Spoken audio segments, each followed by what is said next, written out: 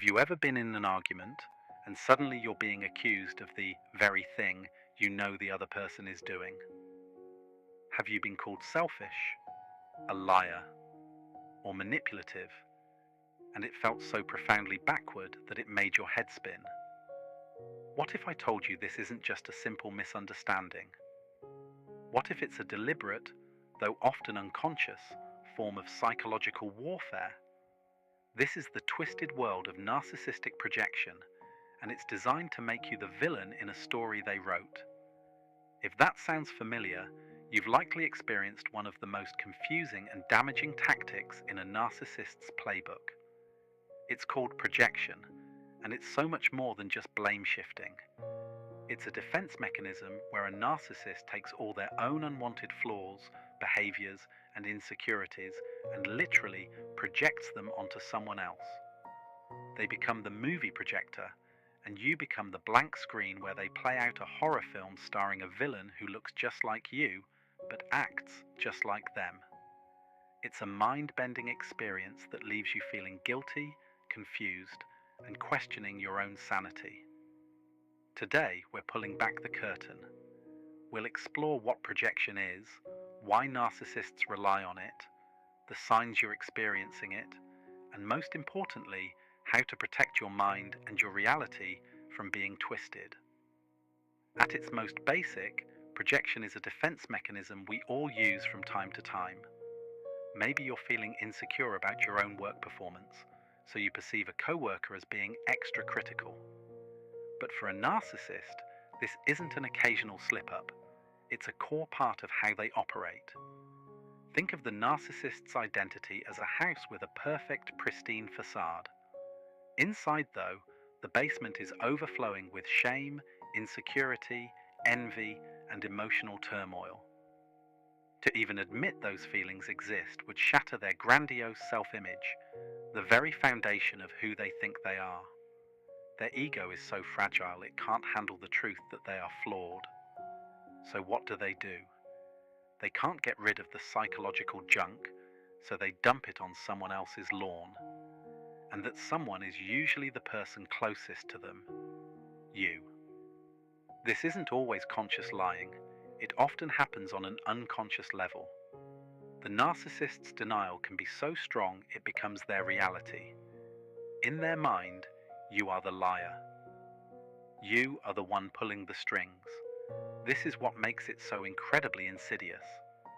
You're not just arguing against a lie, you're arguing against their entire internal reality, a reality they've built just to survive. So why the desperate need to make you the bad guy? It all goes back to the core of narcissistic personality disorder, a pathologically fragile self-esteem hidden behind a mask of superiority. Making you the villain serves a few critical functions for them. First, it's all about avoiding accountability. If they can convince themselves and others that you're the source of the problem, they never have to face their own shortcomings. A manager who misses a deadline can't accept their own incompetence, so they project it onto their team, calling them disorganized and unreliable.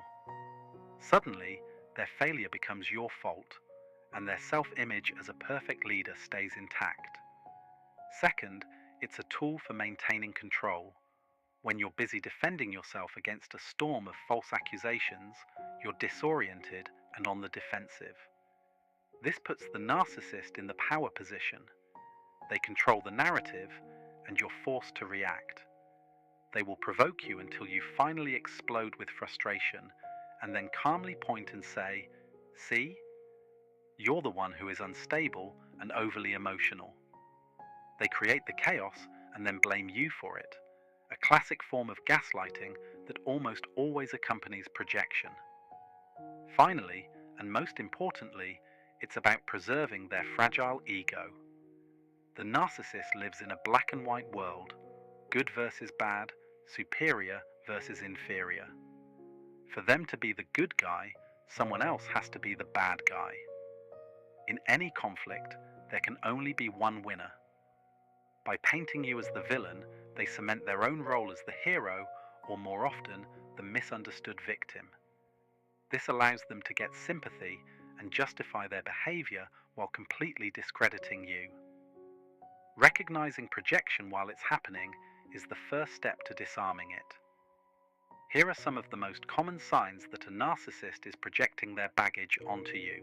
Sudden, out-of-character accusations. This is the classic sign. You're accused of being angry, dishonest, or selfish in a situation where it makes zero sense. A prime example is a partner who is cheating or thinking about it suddenly becoming intensely paranoid and accusing you of infidelity. Their own guilt is being projected onto you, so they start searching your phone or questioning where you've been. The accusation feels like it comes out of nowhere because it has nothing to do with you and everything to do with them.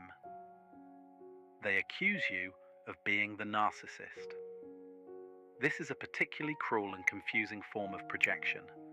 A narcissist will often learn the language of psychology and abuse and weaponize it. They'll call you a narcissist, a gaslighter, or an abuser, using the very terms that describe their own behavior. This is designed to make you doubt your own perception of the abuse you're suffering. They criticize flaws in you that are really theirs. A narcissist who is incredibly insecure might call you needy or attention-seeking. Someone who is profoundly lazy might constantly accuse you of not pulling your weight. Pay close attention to their favorite criticisms of you. They are often accidental confessions about how they see themselves. They're basically looking in a mirror, but seeing your face. They blame you for their emotions. Narcissists have great difficulty regulating their own emotions. Their anger, shame, and sadness feel unbearable to them, so they make their feelings your fault. A phrase like, "You made me do this," is a dead giveaway. A healthy person takes responsibility for their feelings and actions.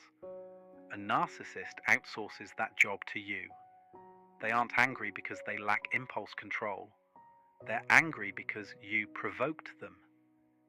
They frame your boundaries as an attack. When you finally draw a line in the sand, a narcissist will often project malicious intent onto it. Your need for space becomes the silent treatment. Your refusal to be mistreated is twisted into you being controlling or punishing. You're just trying to protect yourself, but they'll paint your self-preservation as an act of aggression against them. Being on the receiving end of constant projection is emotionally draining. It chips away at your sense of self and can make you feel like you're losing your mind. But you can protect yourself. First, recognize it and name it. The moment you realize this is projection, the accusation loses its power. Tell yourself, this isn't about me. This is their stuff. This simple step creates a mental shield. You stop absorbing the lie and start observing a defense mechanism in action. You see the projector and the screen, and you know you're just the screen.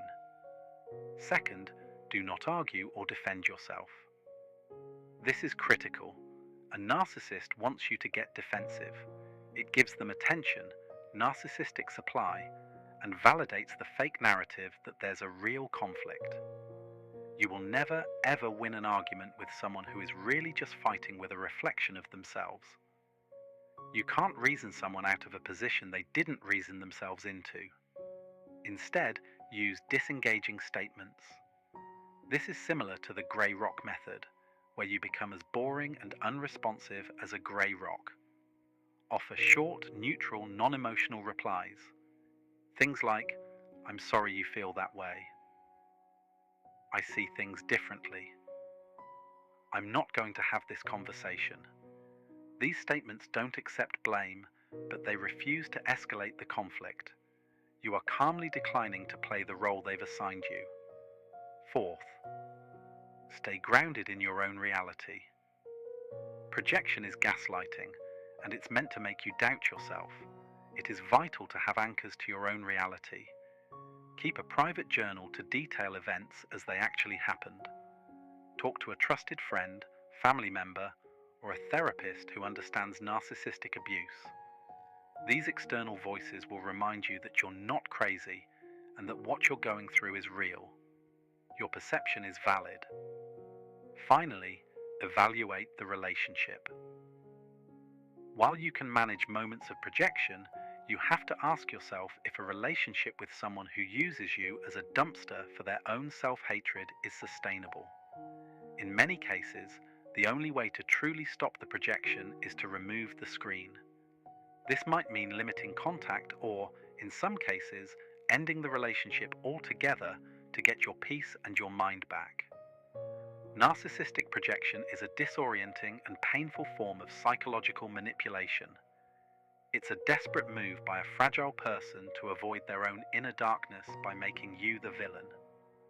The most important thing to remember is that their accusations aren't a reflection of you. They're a confession about themselves. You are not the selfish one, the liar, or the villain they try to create. You are simply the screen they're using for their internal horror movie. By learning to spot the projection, refusing to engage in the drama, and holding tight to your own truth, you can take back the pen and become the hero of your own story again. If this video resonated with you, please hit the like button and subscribe for more content on understanding and navigating toxic relationships. It really helps this information reach others who need it. And now, I want to hear from you. Share your own experiences in the comments. What's one projection you've had to deal with, and how did you manage to hold on to your truth? Your story can be incredibly validating for someone else going through the exact same thing. And remember to share this video with anyone who you think needs this message. You are not alone.